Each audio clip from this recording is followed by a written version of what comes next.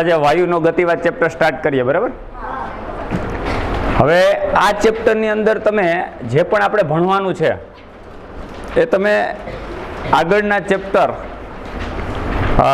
પદાર્થનો ઉષ્મીય ગુણધર્મો, થોડું ઘણું થર્મોડાયનેમિક્સની અંદર પણ ભણી ગયા છો. જો આપણો ચેપ્ટર છે વાયુનો ગતિવાદ, પહેલાંનું ટાઇટલ સમજીએ. તમને બધાને ખબર છે કે ઘન પદાર્થ, વાયુ અને પ્રવાહી, આનો મુખ્ય તફાવત જે છે એ મુખ્ય તફાવત શું હોય કે ભાઈ અણુ વચ્ચેનું જે ઇન્ટરેક્શન છે અથવા તો એની વચ્ચેની પ્રક્રિયા છે, ક્રિયા, એ ઘન પદાર્થમાં વધુ સ્ટ્રોંગલી હોય, પ્રબળથી થતી હોય, કારણ કે અણુ વચ્ચેનું ડિસ્ટન્સ ઓછું હોય. સેમ વસ્તુ પ્રવાહીમાં, એ અણુ વચ્ચેનું અંતર વધારે હોય, એટલે આંતરક્રિયા નહિવત હોય. એના કરતાં પણ વાયુમાં તમે જાઓ તો અણુ વચ્ચેનું ડિસ્ટન્સ ખૂબ વધારે હોય, એટલે આંતરક્રિયા જે છે એ ઘન અને પ્રવાહીની સાપેક્ષમાં ઓછી થતી હોય. રેડી? હવે જો ચેપ્ટરનું જે ટાઇટલ છે વાયુનો ગતિવાદ, એનો મતલબ આપણે ઘન અને પ્રવાહીને છોડી દેશું, માત્ર વાયુની ગતિવાદ વિશે ચર્ચા કરવાની. વાયુનો ગતિવાદ શું છે પહેલાં સમજો. એક આપણા ઘરમાં સિલિન્ડર છે ધારો કે, તો એની અંદર કોઈ એલપીજી ગેસ આપણને ખબર છે, તો એ ગેસ અંદર ભરેલો છે,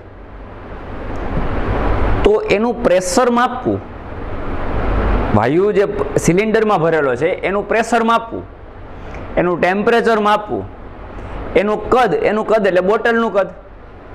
વાયુ અંદર જેટલા કદમાં ભરેલો છે બોટલનું કદ ને, તો આપણે એમ કહીએ કે વાયુનું કદ એટલે શું થયું કે ભાઈ બોટલમાં જેટલો ભરેલો છે વાયુ એનું કદ થયું. એનું ટેમ્પરેચર માપવું, એનું દબાણ માપવું કે કેટલા દબાણે ભરેલો છે. આ બધી ફિઝિકલ ક્વોન્ટિટી કેવી થઈ કે આપણે વાયુ માટે વાત કરીએ. મેં ક્યાંય આવો શબ્દનો પ્રયોગ નથી કર્યો કે વાયુના અણુની ગતિ. મેં સંપૂર્ણ વાયુ માટે વાત કરું છું. વાયુનું તાપમાન, દબાણ, કદ, આ બધી જ ફિઝિકલ ક્વોન્ટિટીની જે વાત આવે, ભૌતિક રાશિઓની વાત આવે, એ શેના માટે છે? પર્ટિક્યુલર વાયુ માટે, જે સરળતાથી મેઝર કરી શકાય, સરળતાથી માપી શકાય, એવી બધી વાત છે. વાયુના ગતિવાદમાં જે આ વર્ણન આવે, આ બધું વર્ણન સ્થૂળ વર્ણનમાં આવે. શેમાં આવે? તો સ્થૂળ વર્ણન એટલે શું થયું કે જેમાં માત્ર વાયુનું તાપમાન, વાયુનું કદ, વાયુનું દબાણ, આ બધી જ વસ્તુની ફિઝિકલ ક્વોન્ટિટી, આ બધી વાત આવતી, બધી કયા વર્ણનમાં આવે? સ્થૂળ વર્ણન. તો વાયુના ગતિવાદમાં આપણે માત્ર સ્થૂળ વર્ણન જ વાત નથી કરવાની. એક બીજું વર્ણન છે સૂક્ષ્મ વર્ણન. હવે સૂક્ષ્મ વર્ણન એટલે શું? સૂક્ષ્મ એટલે આપણે નાનું એવું નહીં, એનું અર્થઘટન એવું નથી, સમજો. હું દાખલા તરીકે એક આ વાયુ પાત્ર છે, એની અંદર કોઈ વાયુ ભરેલો છે, આમાં કોઈ વાયુ ભરેલો છે, રાઈટ? હવે હું એમ કહું કે વાયુનો આ કણ છે, પાર્ટિકલ, એ વાયુની આ દિવાલ, પાત્રની આ દિવાલ સાથે ભટકાશે, ભટકાઈને પાછો બાઉન્સ થઈને આવશે. ચલો એક વાયુના અણુ છે, એને એક બોલ કન્સિડર કરી લ્યો, રાઈટ? તો બોલ દિવાલ ઉપર અથડાઈને પાછો બાઉન્સ થાય, તો આપણે શું કહેશું કે ભાઈ બોલ આ દિશામાં ગયો ત્યારે એનું વેગમાન કંઈ કેટલું હતું? વેગ એટલો હતો. જ્યારે બાઉન્સ થઈને પાછો આવ્યો ત્યારે એનું વેગમાન બદલાઈ ગયું. વેગમાન બદલાણો, વેગ બદલાણો, ગતિ ઉર્જા ચેન્જ થાય. તો આ બધી ફિઝિકલ ક્વોન્ટિટી કેવી થઈ કે વાયુના અણુની ગતિ ઉર્જા, વાયુના અણુનું વેગમાન, વાયુના અણુનો વેગ, આ બધી જ ભૌતિક રાશિઓની જે પણ વાત કરીએ એ બધું સૂક્ષ્મ વર્ણનમાં આવે. એટલે વાયુનો ગતિવાદ જે છે એ બે રીતે તમે વર્ણવી શકો, સૂક્ષ્મ વર્ણન અને સ્થૂળ વર્ણન. એમાં સૂક્ષ્મ વર્ણનમાં શું આવે તો કે કણની ગતિ, કણનું વેગમાન, કણની ગતિ ઉર્જા, જે પણ તમે ચર્ચા કરો આ બધા શેમાં આવશે? સૂક્ષ્મ વર્ણનમાં. એટલે વાયુની બે રીતે તમારે ડેફિનેશન, બે રીતે વર્ણન કરવાનું છે, સ્થૂળ વર્ણન અને સૂક્ષ્મ. સ્થૂળ વર્ણનની અંદર જે દબાણ, તાપમાન, કદ, એ બધું સરળતાથી મેઝર કરી શકાય એવું વાત હોય. આ જે વાયુના ગતિવાદમાં જે સૂક્ષ્મ વર્ણનની વાત આવે એ માપવું થોડું મુશ્કેલ હોય. તો એ બંને આ ચેપ્ટરની અંદર તમારે બે વસ્તુની વાત કરવાની છે. તો સૌથી પહેલાં આપણે જે સ્થૂળ વર્ણનમાં જે સરળતાથી મેઝર કરી શકાય એવી ફિઝિકલ ક્વોન્ટિટી સમજો. તમને બધાને ખ્યાલ છે, એટલે પહેલાં તો હું તમને ક્વેશ્ચન પૂછીશ અને પછી આ ચેપ્ટરમાં તમને એન્ટર કરીશ, કારણ કે આના વિશે તમે ભણી ગયા છો. થર્મલ પ્રોપર્ટી ભણી ગયા છો, તમે દ્રવ્યના ઉષ્મી ગુણધર્મો ભણી ગયા છો, આદર્શ વાયુ અવસ્થા સમીકરણ ભણી ગયા છો, આદર્શ વાયુ વિશે થોડું ઘણું તમને ખ્યાલ છે, વાસ્તવિક વાયુ અને આદર્શ વાયુનો તફાવત ખબર છે. જો આ બધી વસ્તુ તમને ખબર હોય તો મારા આ ચેપ્ટરમાં તમને કંઈ ભણાવવાનું રહેતું સ્થૂળ વર્ણન. શેમાં? સ્થૂળ વર્ણનમાં. શેમાં ભણાવવાનું નથી રહેતું? સ્થૂળ.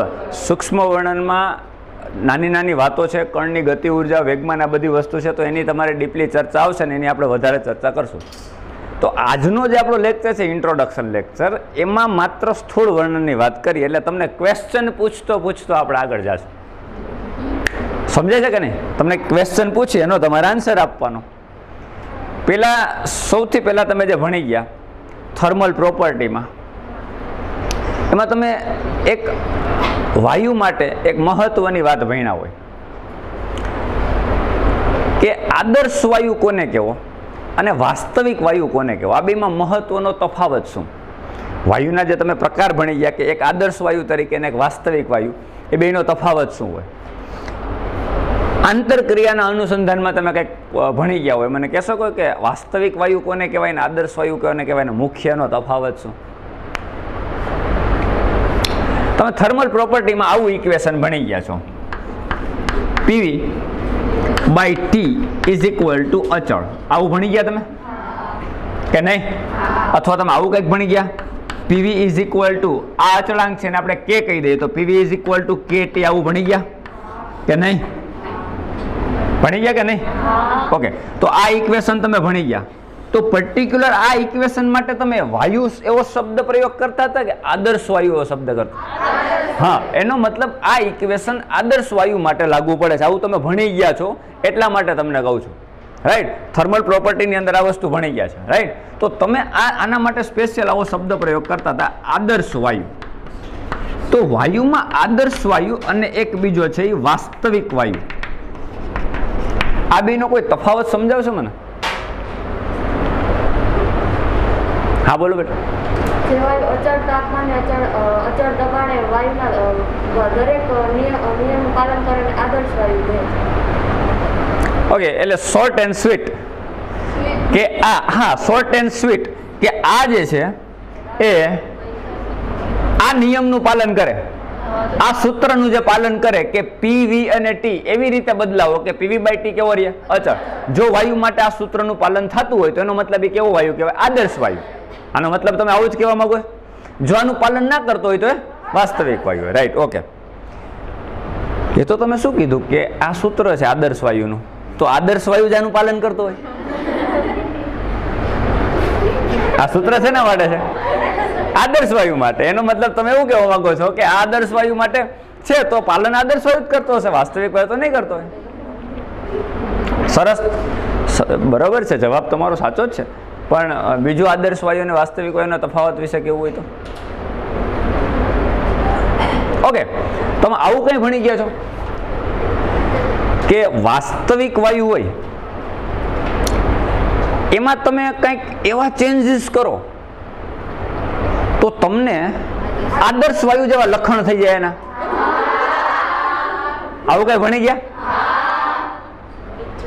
એટલે ઓટોમેટિક તમને યાદ આવશે કે આદર્શ વાયુ અને વાસ્તવિક વાયુ છે ડિફરન્સ શું છે. ભણી ગયા તમે? હાલો કયો એ શું એવું તમે વાસ્તવિક વાયુમાં આવું કરો કે જેથી કરીને આદર્શ વાયુ જેવા લક્ષણો એના થતા જાય, મીન્સ કે આનું પાલન કરતા જાય? નીચું દબાણ અને ઊંચું તાપમાન. ગુડ. આનો મતલબ શું થયો કે તમને એ તો ખબર છે કે નીચા દબાણે અને ઊંચા તાપમાને જે વાયુના લક્ષણો હોય ને એ આદર્શ વાયુ જેવા થતા જાય, આવું તો તમને ખબર છે? ઓકે, તો હવે તમે ઊંધું વિચારો છો કે નીચું દબાણ રાખો કોઈ પણ વાયુનો, ટેમ્પરેચર હાઈ કરો તો એના જે અણુઓ છે એની ઉપર શું ઇફેક્ટ થાય?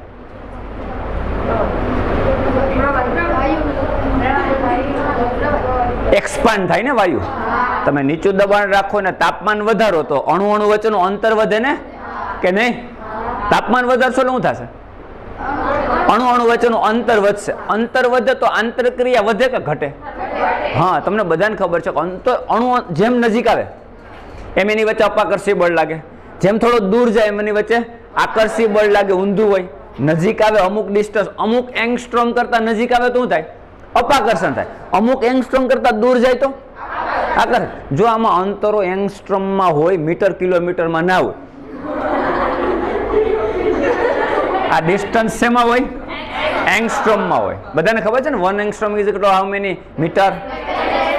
Okay, 1 angstrom 10⁻⁻10 metre. ખબર છે ને?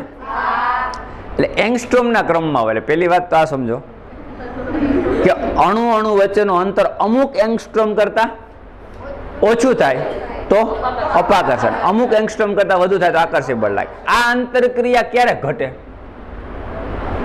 દૂર જાય તો ને તાપમાન વધારો, દબાણ નીચું લેવો તો અણુ વચ્ચેનું અંતર વધે, એટલે આંતરક્રિયા ઓછી થાય. આનો મતલબ આદર્શ વાયુને એમ કહી શકાય કે અણુ વચ્ચેની આંતરક્રિયા નહિવત જેમાં હોય એ બધા કેવા હોય? આદર્શ વાયુ. તો તમે ભણી ગયા હોય કે પ્રક્રિયા ક્રિયાશીલ ના હોય. બે પ્રકારના વાયુ તમે ભણી ગયા હોય. ક્રિયાશીલ વાયુ, ક્રિયાશીલ વાયુ કેવો હોય? પ્રક્રિયા આપે ને. ઓકે, અને અક્રિયાશીલ વાયુ કેવો હોય? પ્રક્રિયા. તો જે અક્રિયાશીલ વાયુ હોય અથવા તો જે એકબીજા અણુ દૂર એકદમ હોય તો એકબીજા વચ્ચે આંતરક્રિયા કરી શકે નહીં, તો એ બધા કેવા કહેવાય? આદર્શ. તો વાસ્તવિક વાયુને તમારે આદર્શ વાયુમાં કન્વર્ટ કરવું હોય કે આવું કરવું હોય, આ સૂત્રનું પાલન કરતા તમારે શું કરવું પડે? નીચું દબાણ ને ઊંચું તાપમાન. રેડી? જો હું તમને સીધો આ સૂત્ર ઉપરથી શું કામ લઈ ગયો? તમે જાણો છો એટલા માટે. આ બધી વસ્તુ તમે જાણો છો એટલે હું ડાયરેક્ટ, બાકી આ સૂત્ર હું ડાયરેક્ટ મૂકી ના શકું. હા, તમારી ટેક્સ્ટબુકમાં આ ડાયરેક્ટ જ સૂત્ર મૂક્યું, પણ કહી દીધું કે તમે 11મા ધોરણની અંદર 11મા ચેપ્ટરમાં તમે ભણી ગયા છો.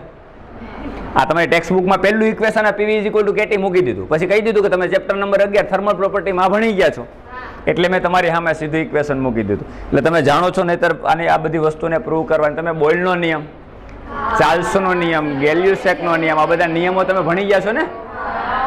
હા, ડાલ્ટનનો સિદ્ધાંત ભણી ગયા. તો આજના લેક્ચરમાં તમે ભણી ગયા છો ને એની વાતનું ખાલી પોલિશ કરવાનું છે. તમે જે ભણી ગયા વાતનું શું કરવાનું? પોલિશ.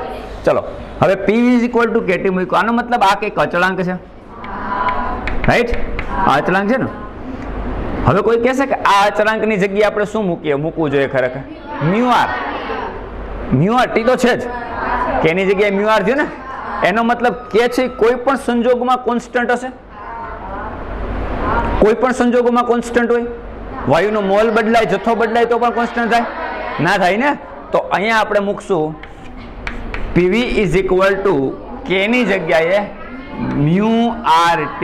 આવું મૂક દો તો જ્યાં K = µR થયું કે નહીં? તો તમે આ સમીકરણ શું કહો? આદર્શ વાયુ અવસ્થા સમીકરણ. જે R શું હોય? R શું હોય?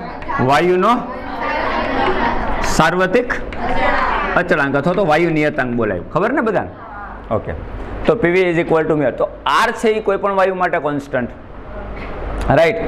મ્યુ જે છે એ મોલ છે, જથ્થો છે. તો તમે મોલ સંખ્યા બદલો અથવા તો વાયુનો જથ્થો તમે બદલશો તો બદલાશે ને મ્યુઆર. તો K છે એ દરેક સંજોગોમાં કોન્સ્ટન્ટ ના હોય. તમે મ્યુ બદલો છો તો તમારો K ચેન્જ થાય ને. તો આ જ એક છે એ K તમારો અચળાંક છે. PV = µRT, જ્યાં K છે એ શું હશે? મ્યુઆર હશે, રાઈટ? ઓકે, હવે બીજી વસ્તુ, આ K કેવી રીતે બદલાય? સંખ્યાના સંદર્ભમાં તમે સમજાવું. તમારી ટેક્સ્ટબુકમાં પણ આપેલું છે, તમે જોઈ શકો છો. ખાસ એની ઉપર અંડરલાઈન કરજો અને સમજજો. આ જે ઇક્વેશન આપ્યું ને PV = µRT અથવા તો PV = KT, તમારી ટેક્સ્ટબુકમાં ત્યાં આવું લખ્યું હશે કે K એ અણુની સંખ્યાના સમપ્રમાણમાં હોય. એટલે કે K proportional to N હોય. શું કામ મોલ સંખ્યાના સમપ્રમાણમાં આવું કીધું હોય? શું કામ કીધું હોય? કારણ કે મ્યુ જે છે, આ તમારો મોલ, એને તમે બે રીતે દર્શાવી શકો. જો સમજો, અહીંયા તમને મ્યુ છે એને તમે બે રીતે લખી શકો. અણુની સંખ્યા અને છેદમાં 1 મોલ. દાખલા તરીકે તમે 1 મોલ કોઈ પણ વાયુ લ્યો તો એમાં અણુની સંખ્યા દરેક વાયુ માટે સમાન હોય અને એવોગાડ્રો અંક જેટલી હોય. આ તમે ભણી ગયા હશો. ભણી ગયા ને? કોઈ પણ તમે વાયુ લ્યો એમાં 1 મોલ આણ્વીય દળ જેટલું તમે દળ લ્યો અને એમાં તમે અણુની સંખ્યા માપો. એ કોઈ પણ વાયુ હોય એના માટે એ સંખ્યા કેટલી હોય? એવોગેડ્રોંગ જેટલી હોય આ એવોગેડ્રોંગ છે, તો આ સંખ્યાના છેદમાં એવોગેડ્રોંગ તમે લો તો એને પણ મ્યુ કહેવાય. એ જ વસ્તુ તમે દળના ફોર્મમાં લખો તો અહીંયા શું આવે? કુલ દળ આવે ને, અને છેદમાં અહીંયા જેમ હા તો અહીંયા આણ્વીય દળ આવે. તો દળ અને આણ્વીય દળનું તમે ગુણોત્તર લ્યો તમારા માટે મ્યુ છે. એ જ રીતે સંખ્યાના સંદર્ભમાં લખો તો n અને n નો ગુણોત્તર લ્યો એ પણ મ્યુ છે. તો આ સૂત્રને તમે આમ પણ લખી શકો PV is equal to mu RT, mu ને બદલે n/n, અથવા તો મ્યુ ને બદલે m/mo. થાય કે નહીં? તો હવે તમે વિચારો જી, આ મ્યુ છે, આ મ્યુ છે. હવે સમજો મ્યુ બદલવાથી કે બદલાય? મ્યુ બદલવાથી કે બદલાય? પણ મ્યુમાં એને કેવો હોય? કોન્સ્ટન્ટ હોય. એને તો બદલાવાનો જ નથી, એવોગેડ્રોંગ બદલાવાનો નથી. તો મ્યુ શું બદલવાથી બદલાશે? n. આનો મતલબ મ્યુ કોના સમપ્રમાણમાં હશે? n ના સમપ્રમાણમાં ને. તો મ્યુ કોના સમપ્રમાણમાં છે? કે. તો આનો મતલબ કે કોની હારે બદલાતો હોય? સંખ્યાની હારે બદલાતો હોય.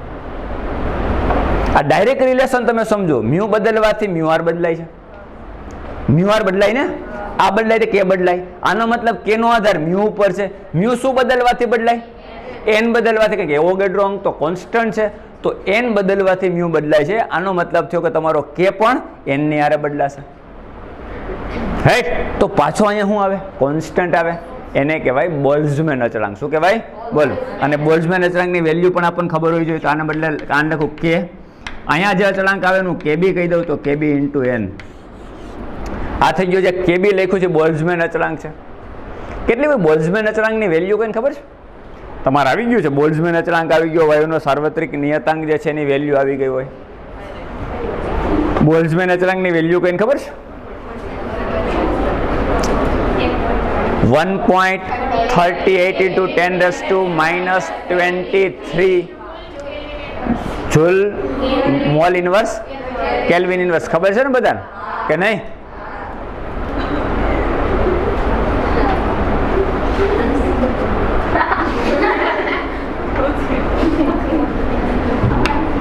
બોલ્ટ્ઝમેન કોન્સ્ટન્ટ kb ની વેલ્યુ 1.30 into 10⁻⁻23 SI યુનિટ પ્રમાણે થાય ને. તો આ તમારા બોલ્ટ્ઝમેન અચળાંકની વેલ્યુ છે. રાઈટ? એ યાદ રાખો. જો કોન્સ્ટન્ટ મોટા ભાગે જેટલા હશે આપણે યાદ રાખવાના આવશે. બોલ્ટ્ઝમેન અચળાંક છે. બીજું આવશે R, સાર્વત્રિક વાયુ નિયતાંક આવશે ને. તો એની વેલ્યુ પણ આપણને ખબર હોવી જોઈએ. કેટલી છે?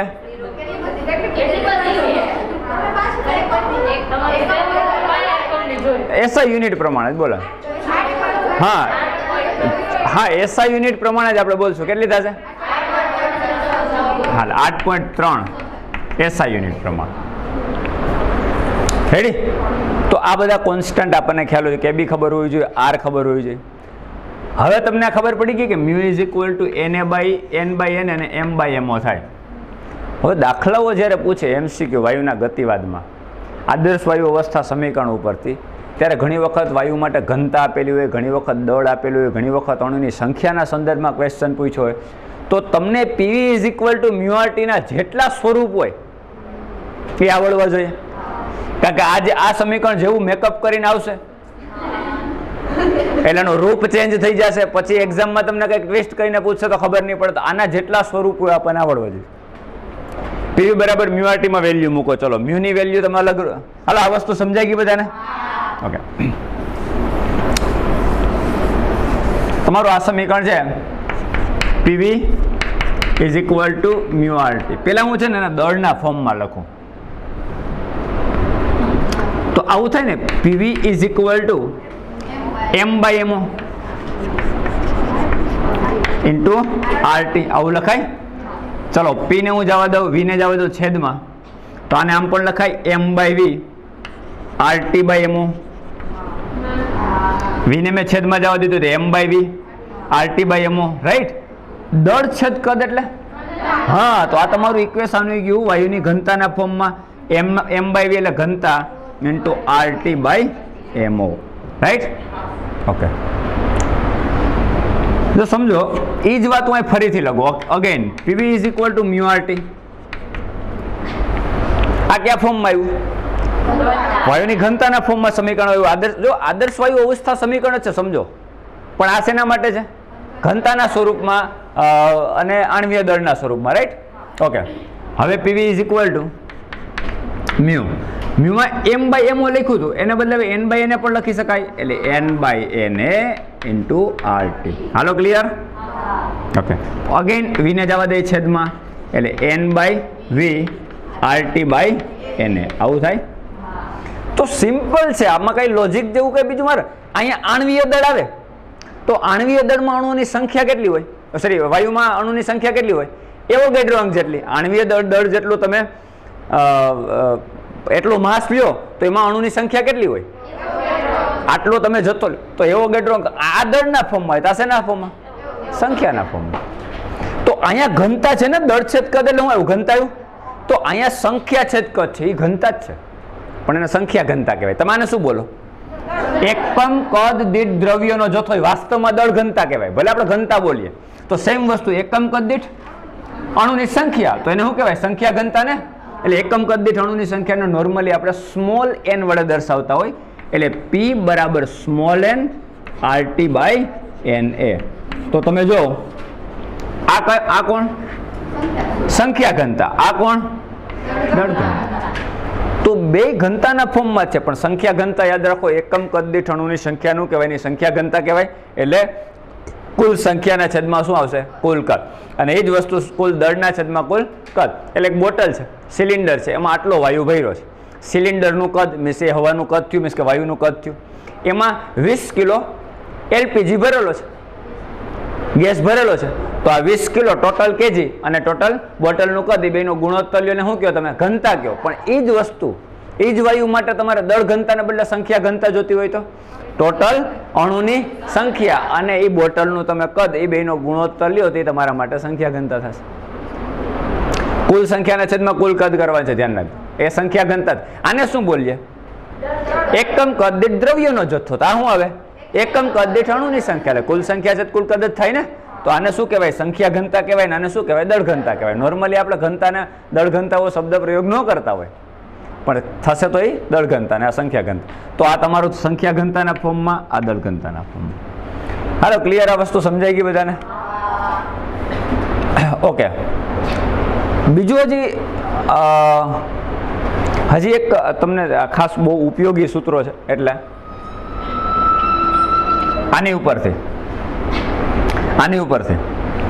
ધ્યાન રાખજો. આખા ચેપ્ટરની અંદર જ્યારે આપણે વાયુનો ગતિવાદ ભણશું, મીન્સ કે સૂક્ષ્મ વર્ણન કરશું ને, ત્યારે બહુ સૂત્રો ઉપયોગી છે. આને આપણે હજી એક આપણે ફોર્મમાં લખ્યા ને,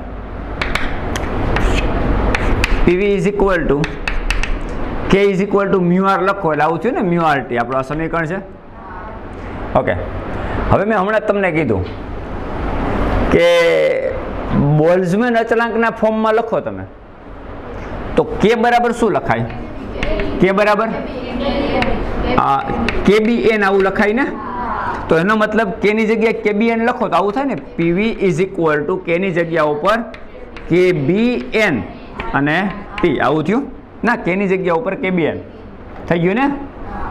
આ સૂત્ર હમણાં કીધું હતું કે કે છે એનના સમપ્રમાણમાં, એટલે મ્યુ આર છે એનના સમપ્રમાણમાં છે. જ્યાં અચળાંક આવી બોલ્ઝમેન અચળાંક છે તો કેપિટલ કે ની જગ્યાએ મેં શું લખ્યું? Small KBN into T. આવું થઈ ગયું.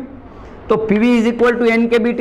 આ સૂત્ર બહુ ઉપયોગી છે, તમારી ટેક્સ્ટબુકમાં આવશે. બોક્સ કરી દેજો, અંડરલાઇન કરી દેજો, માર્કિંગ કરી દેજો, જે પણ કરવું હોય. PV is equal two NKBT. તમારો ગ્રાફ આપ્યો હશે જો, આદર્શ વાયુ માટે અને વાસ્તવિક વાયુની કમ્પેરિઝનનો.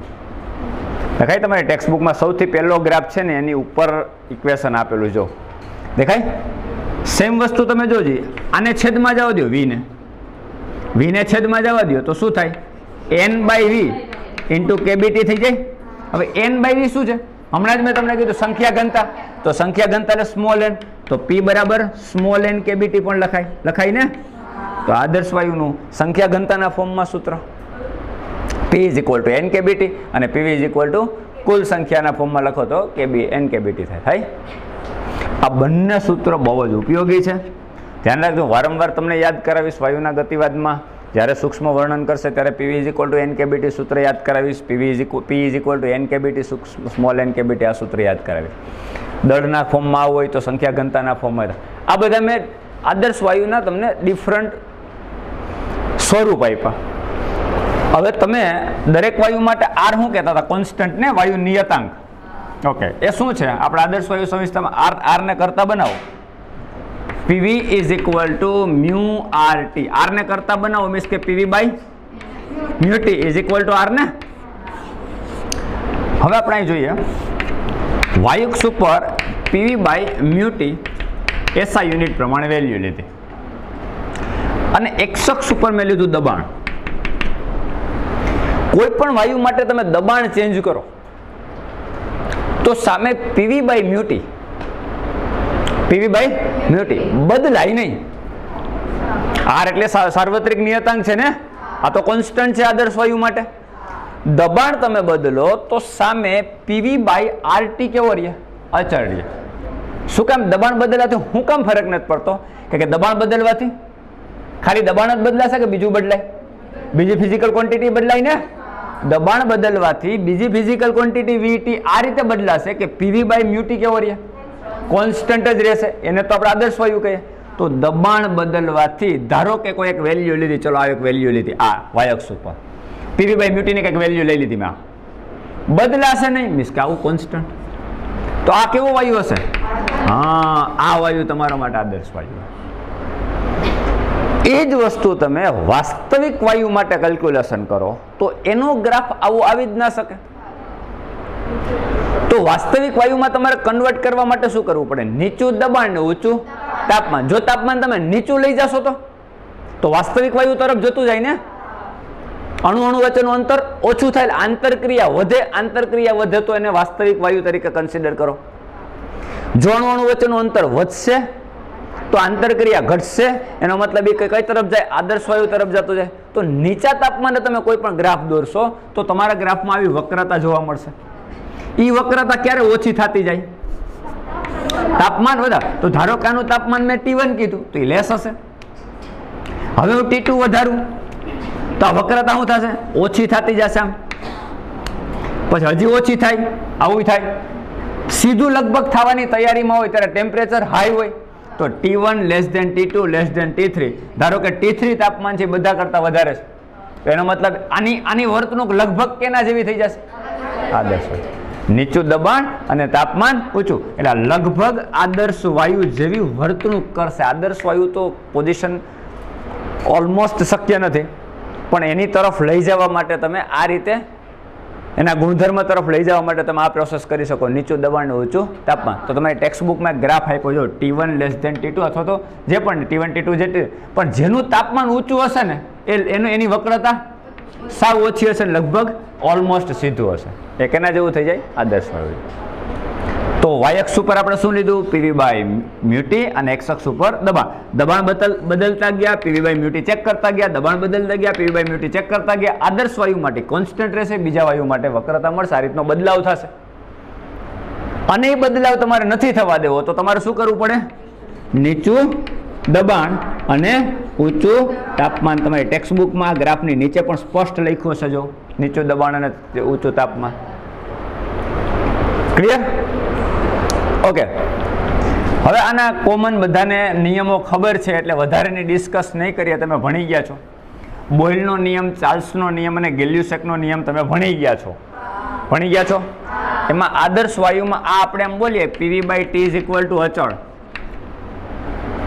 અથવા તો આદર્શ વાયુ અવસ્થા સમીકરણ કમ્પ્લીટ લખી નાખું. PV is equal to mu R T. આ સમીકરણ મેં લખી નાખ્યું. હવે બોયલે શું કીધું? બોયલનો નિયમ બોયલે શું કીધું કે કોઈ રીતે તમે શું કરો? તાપમાનને અચળ રાખો. વાયુનું તાપમાન બદલવા ના દો, કોન્સ્ટન્ટ રાખો. તો આર તો કોન્સ્ટન્ટ જ છે અને આપેલા જથ્થા માટે મ્યુ કોન્સ્ટન્ટ છે એનો મતલબ મ્યુ આર ટી કોન્સ્ટન્ટ છે એનો મતલબ પીવી અચળ રહેશે. તો બોયલના નિયમ પ્રમાણે પીવી ઇઝ ઇક્વલ ટુ અચળ.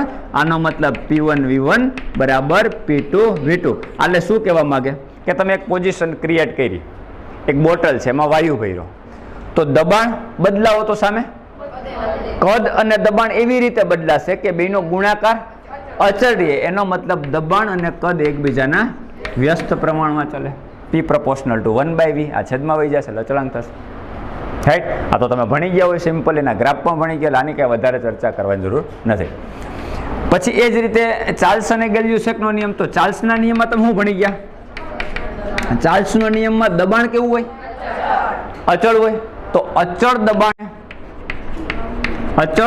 દબાણે એટલે પી કોન્સ્ટન્ટ. કોણ કોના સમપ્રમાણમાં હોય? બાકીની બે ફિઝિકલ ક્વોન્ટિટી રહે વી પ્રપોર્શનલ ટુ ટી, એટલે કદ એ તાપમાનના સમપ્રમાણમાં હોય. આ રિલેશન રાઈટ. અને છેલ્લે લાસ્ટમાં ગેલ્યુસેકનો નિયમ આવે.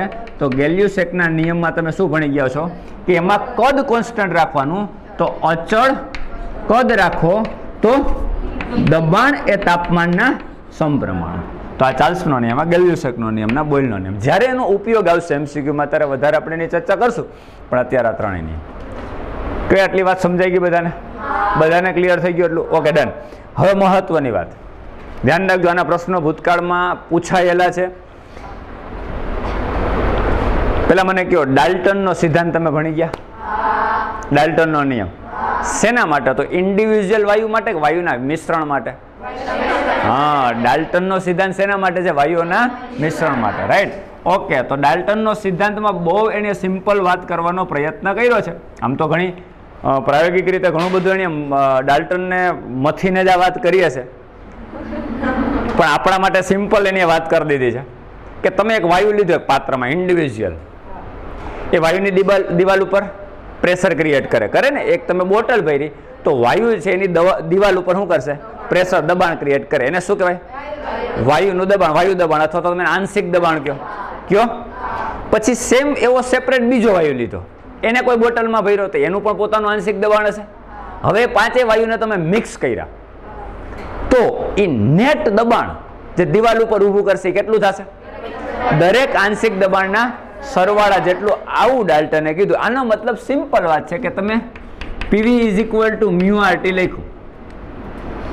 આદર્શ વાયુ અવસ્થા સમીકરણ છે ને, એમાં તમે એક દબાણને સૂત્રનો કરતા બનાવો તો તમારું સૂત્ર શું પડ્યું? Mu RT by V. આપણે દબાણ ઉપર છે, ડાલ્ટને દબાણ માટે નિયમ આપ્યો, આપણે દબાણને સૂત્રનો કરતા બનાવીએ. હવે આપણે સ્વરૂપ નથી લખતા, આદર્શ વાયુના સ્વરૂપો નથી લખતા. હું તમને સિમ્પલ સમજાવું. આદર્શ વાયુનું દબાણ આજને મ્યુ RT બાય V. હવે એક કરતા વધારે વાયુ તમે ભરો, એકનો જથ્થો મ્યુ1 છે, બીજાનો જથ્થો મ્યુ છે, બધા સરખા તો નથી. જુદા જુદા જથ્થાના વાયુ તમે ભર્યા અને એક મિશ્રણ, તો એનું નેટ દબાણ કેટલું થાય? તો P is equal to mu બધા માટે જુદો છે, R બધા માટે સરખો, તાપમાન અને કદ એ બે સમાન. એક બોટલમાં તમે ભર્યું છે એનું કોન્સ્ટન્ટ કદ છે અને સેમ ટેમ્પરેચર ઉપર રાખો એટલે તમારે એક ચોક્કસ તાપમાન અને કદ માટે એટલે RT બાય V એમને રહેશે બધા વાયુ માટે. બધાનો શું બદલાય? મ્યુ. તો આ તમારા પહેલા વાયુ માટે મ્યુ1 હોય. એ જ વસ્તુ તમે બીજા વાયુ માટે લખો તો થાય RT બાય V મ્યુ2 થાય. ત્રીજા વાયુ માટે લખો તો RT બાય V મ્યુ3 થાય. આનો મતલબ P is equal to RT by V mu one plus mu two plus up to આવું થાય. તો RT બાય V મ્યુ1 શું છે? આંશિક દબાણ. RT બાય મ્યુ2 શું છે? આંશિક દબાણ. એ બીજા વાયુ માટે ને. RT બાય V મ્યુ3 એ કોના માટે? ત્રીજા વાયુ માટે. આ બધા શું છે? આંશિક દબાણ. આ શું છે? આંશિક દબાણ. આ શું છે? આંશિક દબાણ. એટલે સ્વતંત્ર કોઈ વાયુ દિવાલ ઉપર કેટલું દબાણ ક્રિએટ કરે એ તમારું માટે આંશિક દબાણ છે. તો આંશિક દબાણનો સરવાળો કુલ દબાણ થાય. તો પાત્રમાં વાયુનું મિશ્રણ કેટલું? વાયુનું મિશ્રણ દ્વારા કુલ દબાણ કેટલું થાય? P is equal two P1 plus P2 plus P3 up to. આ બધા શું હશે? આ બધા શું છે? વાયુના આંશિક દબાણ હોય. એટલે વાયુ પાત્ર ઉપર નેટ દબાણ કેટલું ક્રિએટ થાય? તો કે એક વાયુ દિવાલ ઉપર જેટલું દબાણ ક્રિએટ કરી શકતું હોય એ આંશિક દબાણ, એ બધા જ આંશિક દબાણનો શું થાય? સરવાળો, એટલું કુલ દબાણ ક્રિએટ થતું હોય. તો આ શું છે? આ આપણા માટે ડાલ્ટનનો સિદ્ધાંત અથવા તો ડાલ્ટનનો નિયમ. ક્લિયર? ચાલો, બધાને વાત સમજાઈ ગઈ? આટલી વાત ક્લિયર થઈ ગઈ? ચાર્લ્સનો નિયમ, ગેલ્યુસેકનો નિયમ, બોયલનો નિયમ, આદર્શ વાયુ અવસ્થા સમીકરણ, બધી જ વાત એના જુદા જુદા સ્વરૂપો સમજાઈ ગયું. અને ડાલ્ટનનો સિદ્ધાંત આજે તમે ભણી ગયા હતા, એનું આપણે પોલિશ કર્યું છે, એનું રિવિઝન કર્યું છે, બીજું કાંઈ નથી. બરાબર? વાયુના ગતિવાદમાં તમે આગળના ચેપ્ટરોમાં તમે ભણી ગયા છો, એનું રિવિઝન કર્યું, બરાબર. હવે નેક્સ્ટ લેક્ચરની અંદર બહુ મહત્વની વાતો આવશે, ધ્યાન રાખજો. નેક્સ્ટ લેક્ચરમાં આપણે સૂક્ષ્મ વર્ણનની વાત કરવાના છીએ, મીન્સ કે વાયુના ગતિવાદની ખાસ વાત કરવાના છે. એટલે નેક્સ્ટ લેક્ચર આપણો ઇમ્પોર્ટન્ટ થઈ જાય, ધ્યાન રાખજો. ક્લિયર બધાને? તો આજના લેક્ચરમાં આપણે અહીં સુધી રાખશું, નેક્સ્ટ લેક્ચરમાં આપણે કન્ટિન્યુ કરશું.